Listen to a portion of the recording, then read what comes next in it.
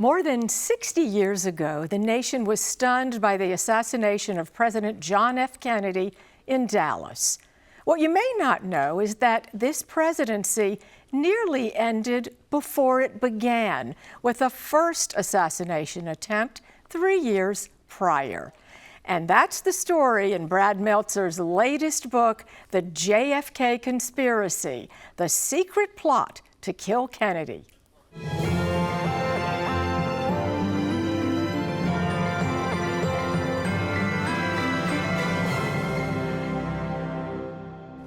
I'm Anne Bocock, and welcome to Between the Covers.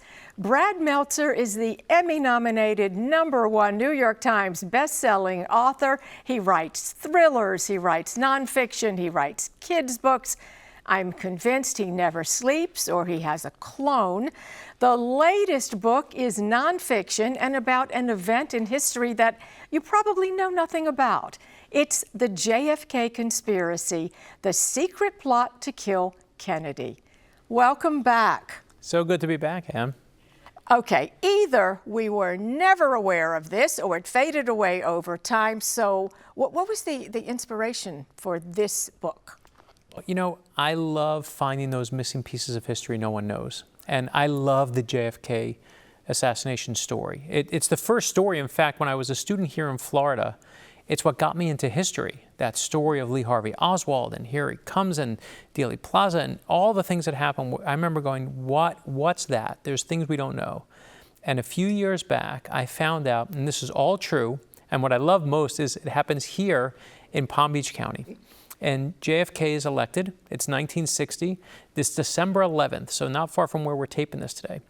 And there's a guy named Richard Pavlick who hates Kennedy. And we'll talk about why, but he hates him.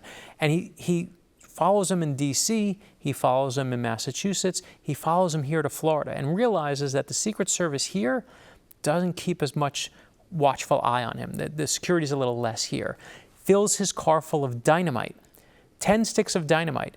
All he has to do, he knows that Kennedy comes out of his compound in Palm Beach, and he goes to a 10 o'clock church service every Sunday morning. So at 9:50 you show up, Kennedy's going to walk out the door.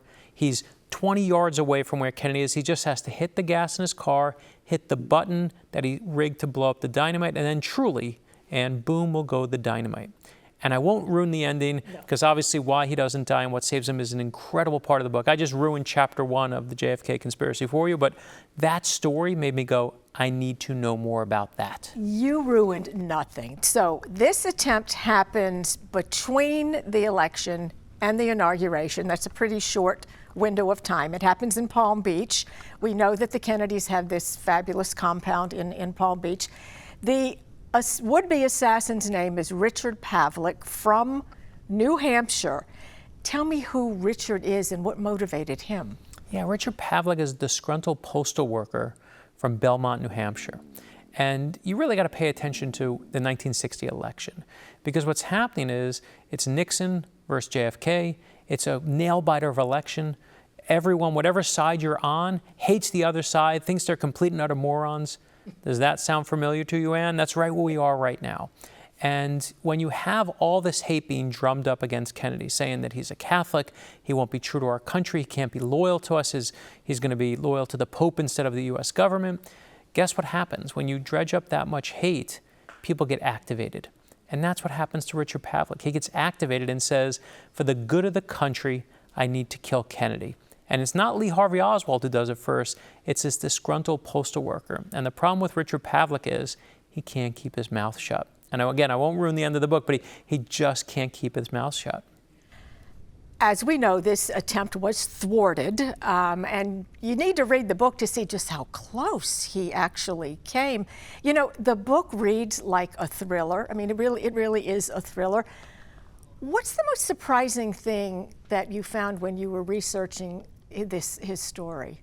So what's so fascinating to me is we all know the story of JFK, right? And his story is incredible. I mean, we started with his what happens in World War II to him when he's, a hero, a true World War II hero who puts one of his men on his back and swims for miles to save his life and to save his men, and that launches him into the kind of consciousness. In fact, when he survives, his dad says, well, I'm going to get him out of the military. I can get my kid home now because he got, his big award. And Kennedy says, no, I'm going back. I want to fight more. And I was just so impressed by that. But what struck me and surprised me more than anything is the other star of this book, and that is Jackie. Jackie Kennedy steals this book. And I think everyone sees the title and says, oh, the Kennedy Conspiracy, and it's not one Kennedy.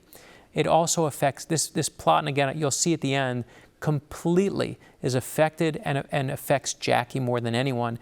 And to watch her, the stories we have in there, from his affairs to just even, how she approaches her life, to how she doesn't want to be a part of all this. And then, we have her firsthand accounts from her Secret Service agent. And those moments are just mind-blowing to me, because here you have, the perfect husband and the perfect hair, and he's got the perfect smile, and they have the perfect life, and she's the perfect wife. But as you see in the book, it's anything but. And everyone that reads the book, when my wife read the book, she's like, oh, the Jackie parts are my favorite. I was going to say the same thing. There's one other thing that I thought so interesting, maybe the reason that I never knew anything about this. There was another story that took over the news, like right away. So this story disappeared. Well, you're begging the question, right, is why do we not know this story? They tried to kill Kennedy. Why does no one know this part? And the reason is here in Palm Beach, Kennedy obviously is where he is when it happens. They capture Richard Pavlick, and that's, that doesn't ruin anything.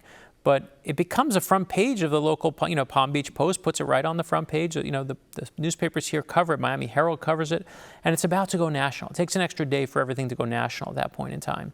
And it's about to go nationwide, be on the front page of every paper in the country. And then there's a plane crash in New York City, over New York City, where two planes collide. And everyone dies except for one child.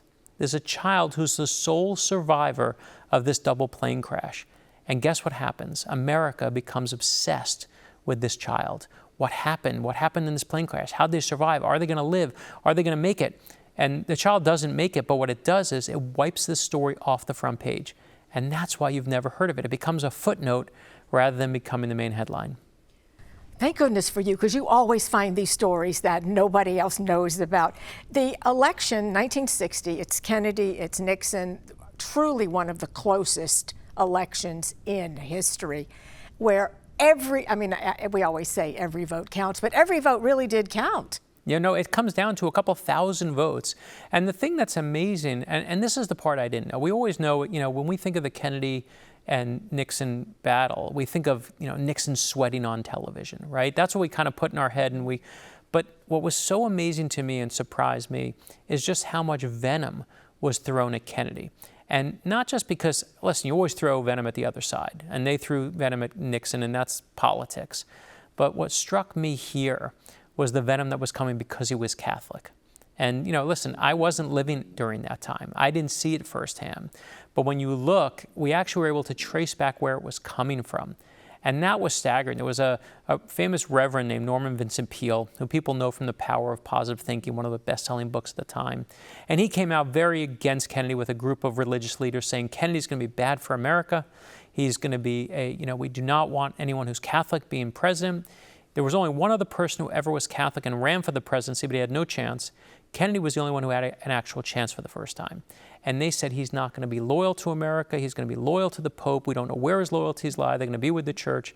But it wasn't coming just from Norman Vincent Peale. It was actually coming from the Reverend Billy Graham, who had secretly brought all these religious leaders together and said, this guy, we got to stop him. And he hid it behind all these other religious leaders and didn't tell anyone. And the other part of the group that was actively campaigning against Kennedy, and this is a very different group, of course, but is the KKK. And we all know the Ku Klux Klan. And we know that during Reconstruction, they hate anyone who's black. They hate the end of slavery. But in the 1920s, they started to surge again. And they started to grow again. And their enemies at this time, they found a brand new enemy in addition to black people. They hated Jewish people. And they also hated immigrants. And Kennedy, as an Irish Catholic, was considered by them an immigrant. They were like, he's the new guy. All these Irish people have come into our country, and man, we got to stop him. And again, when you dredge up all that venom, don't be surprised, as I said, when someone gets activated by it. And hearing all of that is what activates the person who wants to kill Kennedy in this story. You mentioned what we remember about this election and Kennedy, Nixon sweating on TV under the lights. This was really the first fully televised election that we had in this country. And appearances, JFK seemed like the young, healthy one. Nixon wasn't really much older. I mean, they were pretty much the same age. I joke, I said the only difference is the hairline. They're really the same age. Nixon is really young in the 1960 election, but Kennedy's just handsome.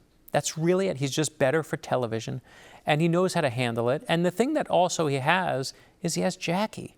Jackie is so beloved. In fact, there's one little moment in the book that I couldn't help but put in, is right after Kennedy's elected, he becomes so famous that crowds start coming out, but they're not coming for him. They want to all see Jackie. And he introduces himself to the crowds in Europe, and he says, I'm here to introduce myself. My name is John Kennedy. I'm the husband of Jackie. I think that was in Paris. In Paris, right. He said, and he literally introduced himself by saying, I'm Jackie Kennedy's husband, and the crowd goes wild. And I love the fact that she's so famous that she's stealing the thunder from him. We still, to this day, we love a powerful, beautiful family, especially when you're good looking. You may hate the Kardashians. You may say they're the worst thing to ever happen to whatever, but boy, you watch them. And Jackie Kennedy had the most amazing reason that you watched her. And you want to know what it was? She didn't want you to watch her. She didn't want any part of this. She wanted to be, a recluse. She wanted to grant no interviews. She didn't want to be famous. She didn't want this life at all.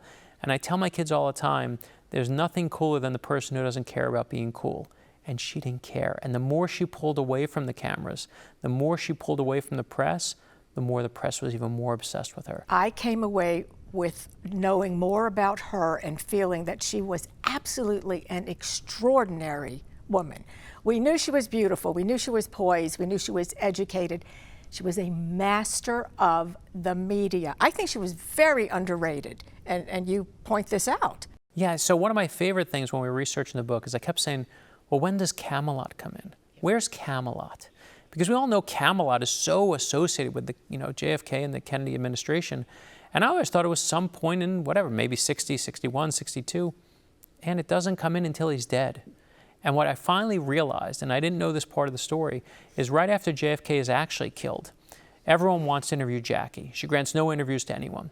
And she eventually says to Life magazine's putting a special edition together, and she says, listen, take your reporter, bring him to my house, send him here at 8 o'clock at night, I'll grant him an interview.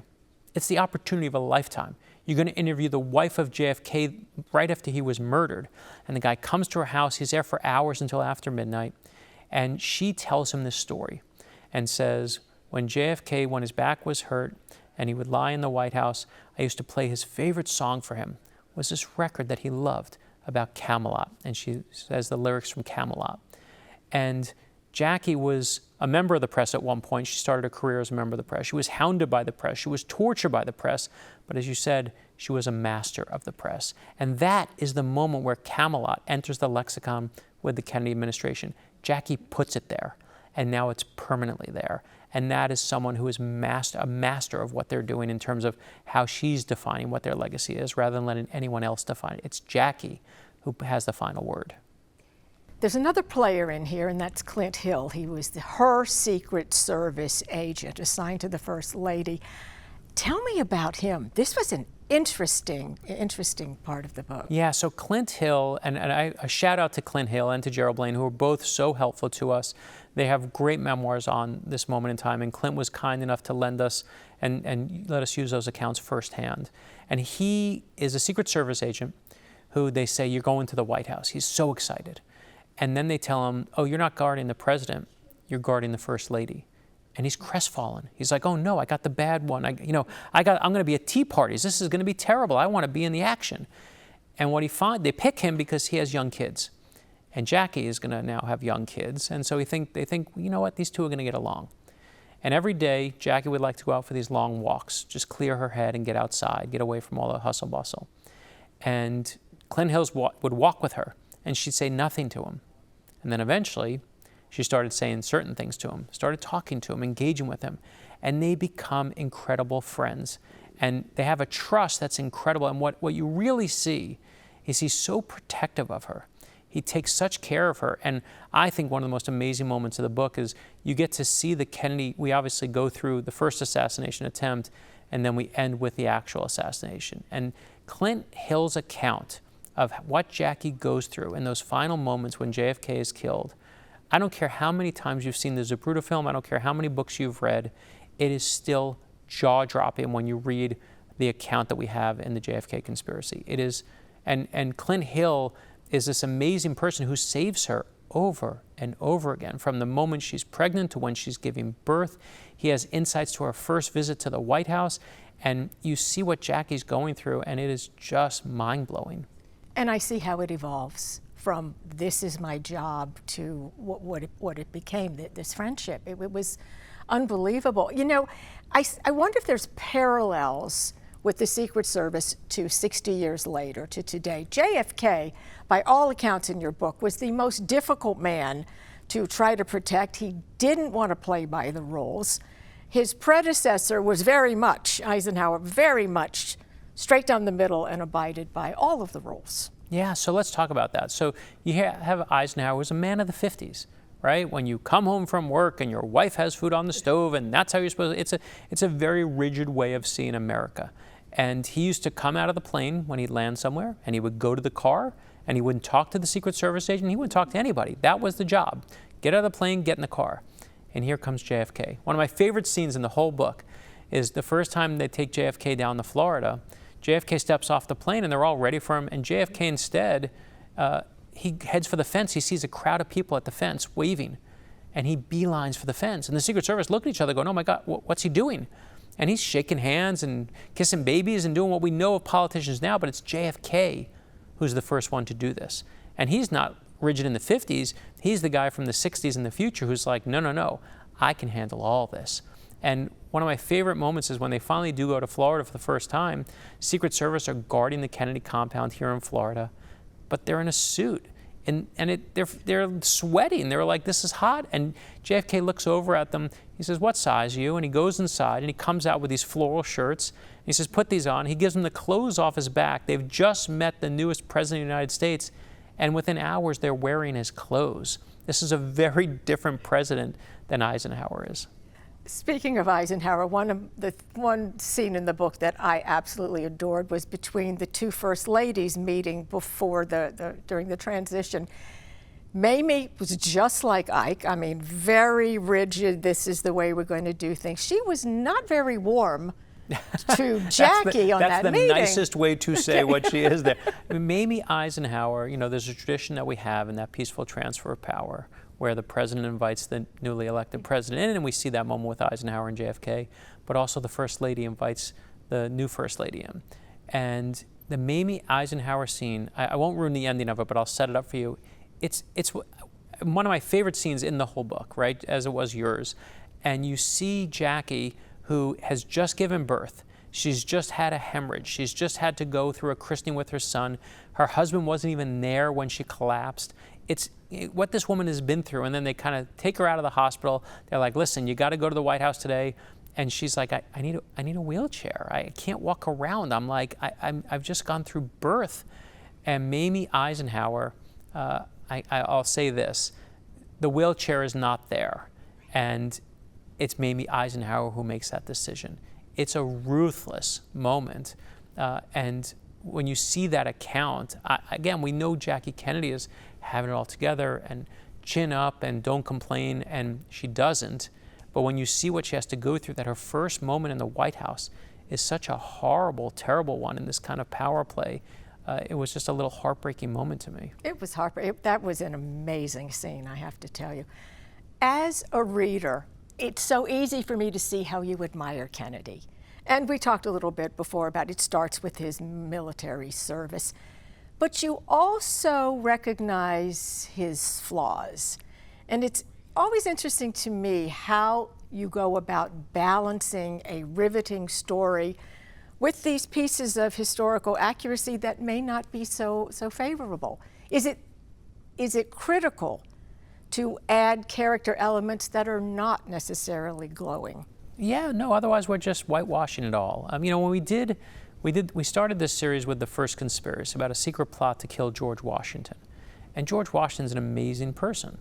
The second book was the Lincoln Conspiracy, about a plot to kill Abraham Lincoln at the beginning of his presidency. Abraham Lincoln is my favorite president of all time. It's hard to find the flaws. There are ones in there, and there are compromises he had to make.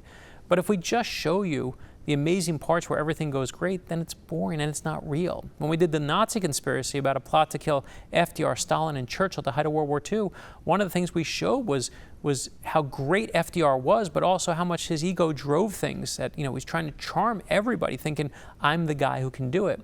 And in Kennedy, I think the hardest part of this book was that there was so much negative stuff. I mean, we don't hold back. You see his affairs in this book. We name them, we show you them. We show you that one of Kennedy's good friends goes up to Jackie after they get engaged and says, I'm just going to tell you, your husband, JFK, he loves the ladies. Basically says to her face, he's not going to stop cheating on you. He likes to cheat. Can you imagine at one of your engagement parties someone coming up and saying this to you? And we had to deal with that. That's just the reality of what happened. America got to see the perfect life and the perfect, you know, charm and the perfect teeth and the perfect smile. But to me, what I love about this book is that it shows you that Kennedy, you know, is selling Camelot, and Jackie is selling Camelot. They're selling all the perfection, but they're not living it. And to me, is Kennedy therefore amazing and wonderful because of all he inspires in us? Of course he is.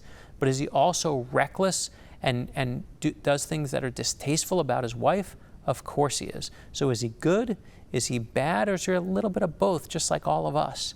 And to me, that's what we took away with. And that's why we end the book where we end it, with his inaugural address, which is so full of hope and unlocks so much beauty in the culture. But we also know that there's stuff that's underneath that is not nearly as flattering. Generally speaking, do you like the research part? And because you do such good research, do you have like the archivist on speed dial, or how does that work? Well, you know, full credit, Josh Mensch, who I co-wrote this book with, is just, he is a master. And every time we do one of these books, we also bring on other people who know this particular area. Because we also know there are people who have studied this for decades, and we're coming at it for 2-3 years. So we always take someone who's a really great guide. So when we did the Revolutionary War, we picked a Revolutionary War expert. For Lincoln, of course, a Civil War expert. And here we were like, let's find someone who really knows this Kennedy administration. But to answer your question, of course we love the research. I mean, he would send me, like when he sent me that scene with Mamie Eisenhower in the White House and Jackie coming, we were like, the more Jackie stories we started getting, we were like, oh, this is not just about Kennedy. This whole book's going to change now because these stories are so good and they're so illuminating about the hypocrisy that they're selling and what they're shoving down our throats on the television, but what's really happening behind closed doors. And I think when people see that, you know, over time, everything becomes golden. Everyone has the halo. And it's amazing to me, Kennedy to this day, in the modern times, in the 20th century, is the number one most favored president of modern time. And we forget all the other stuff. Especially when someone dies, everyone becomes a little bit more of a saint. And I love this book because it doesn't vilify him, it doesn't say he's the greatest, but it shows you what life was really like living in that White House after that election and approaching that presidency. And I think it's going to be very different than you think it is in your head. I think that's why I like this book so much. You write thrillers, you write nonfiction, you also write children's books, the ordinary people that change the world. I've lost count. How many do we have now? Yeah, so we just came out with our 33rd. Our 34th is I Am Sally Ride is our newest one. We just did I Am Stephen Hawking. We did I Am Jesse Owens. The book started on here. I started with you 10 years ago to date us. And we started with I'm Amelia Earhart and I Am Abraham Lincoln. And it was our goal to give our kids better heroes to look up to. How do we teach our grandkids to find lessons of perseverance and lessons of resilience and of compassion? And we did I Am Rosa Parks and I Am Dr. King. And we're now doing our first female astronaut, Sally Ride. And she's just, I'll say out of this world because it's an easy pun, but she really is out of this world. Brad, what did you read when you were a kid? I grew up in Brooklyn, New York. And my family didn't have a lot of money, but my grandmother had this magical object more powerful than Harry Potter's wand, which was a library card. And she took me to the library. I'll never forget, and the librarian in Brooklyn said to me, "Oh, here's your section. These are your books." And I literally thought she meant those are my books. And she wasn't that far off, but what I love to read, she introduced me to my newest friends, Judy Blume and Agatha Christie. And I remember reading the two of them, and Judy Blume was when I was younger. Agatha Christie, I remember getting a little older, and I remember seeing on those early pages a dead body. And then in that first chapter, at the end of it, is that one question that I've been asking myself since: who done it? And I have loved those stories ever since. It means something to you, I know, when you hear from readers. You really do answer all your emails? I do, yeah. I love answering. So obviously we have a lot of emails will come in that have the same answer over and over, and we can cut and paste answers. But we just got someone who sent me, when I say it was a 6-foot tall letter, it was a piece of paper that was like a giant, massive thing that they wrote out in a classroom, and they folded it up, a whole classroom of kids, and they said, "Dear Brad Meltzer, we think your next book should be I Am Brad Meltzer because you've changed our lives and we love what you do." And I was on the verge of tears. In fact, if you came to my desk right now at home, I try to keep it pretty neat. It's usually a little messy with research and stuff, but the only thing I keep on my desk is a pile of letters from kids. It's a pile, it's got to be this tall at this point, and it's just classrooms and strangers and kids, and we take our ideas from them in terms of who they want to hear and who they want to see, and those letters are so meaningful to me. I don't know whether to be stunned or cry. I mean, that's just beautiful. It's absolutely beautiful. Brad Meltzer's latest book is the JFK Conspiracy. Thank you so much. Thanks, Anne. I'm Anne Bocock. Please join me on the next Between the Covers.